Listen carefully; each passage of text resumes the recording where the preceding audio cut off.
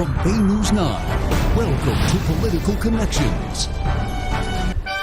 Coming up in Common Ground, this week's topic, President Donald Trump's America First agenda. Question is too much attention being paid to America and not the rest of the world?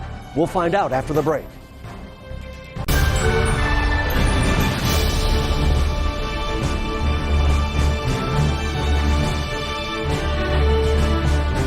Well, I'm Al Rochelle, and this is Common Ground. This week's topic, President Donald Trump's America First agenda. Guests on the show this week include international politics expert and president of Ubaldi Reports, John Ubaldi. Thanks for being here, John. Thank you. And also Alex Snitker with the Liberty First Network. Thank you for joining us again, Alex, too. Thank you, Al. Now, let's set this up first. Now, during his inaugural address, President Trump clearly articulated his plans to, as he put it, put America first again. We assembled here today are issuing a new decree to be heard in every city, in every foreign capital, and in every hall of power. From this day forward, a new vision will govern our land. From this day forward, it's going to be only America first. America first.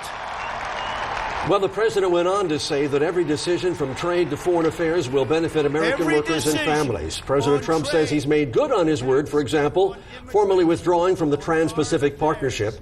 While some cheer the president's move, others are fearing isolationism. By appearing to close itself off, some worry that America's shying away from its spot as a world leader and will give other countries like China or Russia a chance to control the field, especially when it comes to global economics. Now we're going to discuss into grand detail right now. Let's bring in John Ubaldi and Alex Snitker. John, I'm going to start with you. Okay. Isolationism. Are we worried about that, and where do you stand on this?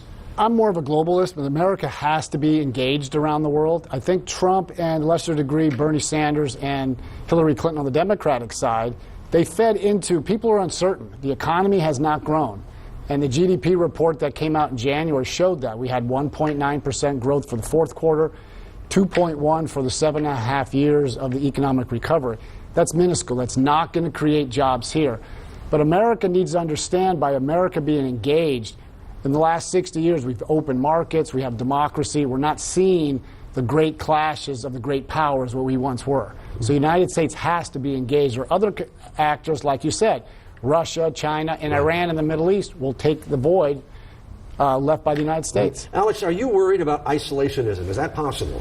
No, I'm not worried about isolationism. I think that we should be trading with the world. I think that it's a good thing to do. However, things like the Trans-Pacific Partnership were not a good deal. Managed trade doesn't require, or free trade doesn't require 1,000 pages. Mm-hmm. So I think that what we should be doing is focusing on free trade, on opening up the markets for everyone, and not trying to make these individual contracts with individual countries. Instead, I mean, I have the internet and I have a UPS account. I can globally trade right now. So I think that what our government should do is to make sure that all the regulations are as low as possible, the taxes are as low as possible.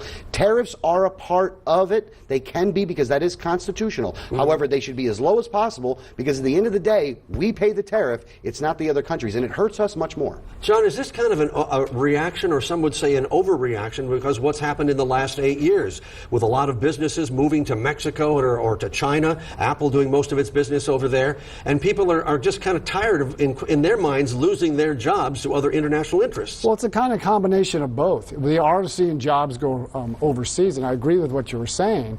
But what we miss here is the business community here is having a difficult time. Small businesses are leaving the economy. The Brookings Institute, which is a liberal progressive think tank, in 2015 stated there's more small businesses leaving the economy than coming in. And a lot of that has to do with the regulation of Dodd-Frank, the Obamacare, and a host of regulations that are crippling business. That's why a lot of business, it's just easier to deal with it abroad. Yeah, but when you say that, at the same time, I mean, shouldn't we be putting emphasis on employing Americans? Because what's being said right now is that some of the immigrants that are in this country and some of the illegals, even though some of those jobs are low paying, they're taking those jobs away from people in the country that live here that may want to have an opportunity to work. But see, that's where America's leadership needs to come in. We're worrying about immigrants once they arrive here in America. I have a friend of mine who works for the Border Patrol. He's pretty high up there down on the southern border. Mm-hmm. Most of the immigrants coming to the United States are coming from Central America. What's our policy towards Central America? My father was an immigrant. He came here because Europe was destroyed. We don't see immigrants coming from Europe because Europe has a viable economy.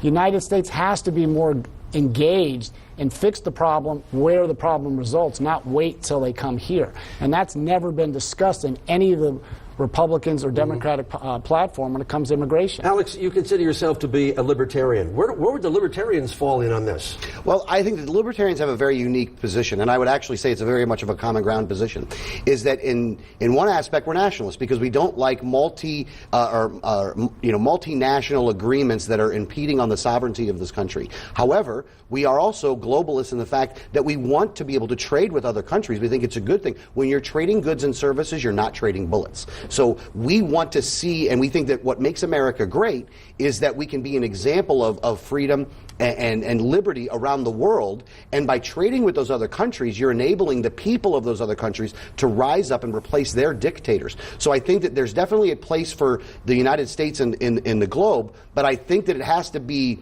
looked at completely different than what we were doing the past 16 years or the past for a long time, and even with what Trump's doing, which I think is a reaction to what you saw with what you had from Obama and you had from President Obama and President Bush. And yet when you think about it, if all these companies have now said they're going to start bringing these jobs back to America, well, they're getting the message of approval from someplace. Well, what they're doing is the president is using his bully pulpit right now, and there are some limited effects that you would consider to be positive from using that bully pulpit, but most businesses are small businesses that are, just employed by a couple people that are there. It's not something to where you have this carrier, coming back over or anything like that. That's a great soundbite, but that doesn't really fix the economy. And John, does America still need to be the world's policeman, even though some people don't like that phrase? I don't like that phrase. The problem with the world's police, the United States has to be engaged. Because when the United States disengages, look what we've had the last 8 years. We saw Russia go into Crimea in Ukraine. Iran is running amok into the Middle East. And China is seeing this, and they're running crazy in the South China Sea, which is a global shipping channel. That all affects us, and our allies are getting nervous. Well, where's the United States? Because if it's not us, who then takes that lead? And all these other nefarious actors like Russia, China, Iran, they're not going to be pushing democracy. So which way do you think we're going to end up going? Because things are changing just rapidly. Even as we're sitting here right now, things are changing. With Donald Trump, you never know. But the people that Donald Trump put in his national security positions, now he's got to figure out who is going to be the next national security advisor. Right, yeah. General Mattis understands American global leadership. Rex Tillerson, the Secretary of State, he understands America's global leadership. I think they're going to settle down into more of a pragmatic approach, not use the military as the first option, because General Mattis understands what happens when you do that. Alex, last word, about 30 seconds worth. I think that we are dealing with a very unpredictable time, but I do think that, and I'm hoping that what Donald Trump will do is understand from the business perspective that we need to open up the markets for everyone, that we don't need to make separate deals for separate countries, and that our foreign policy as relates towards diplomacy in the economic side should not be a carrot and a stick. It should be an even approach around the globe. All right, gentlemen, thank you so much for your time. Thank you so much for your common ground thoughts. We'll be back next week. Until then, that's Common Ground for this week. Stay with us for more.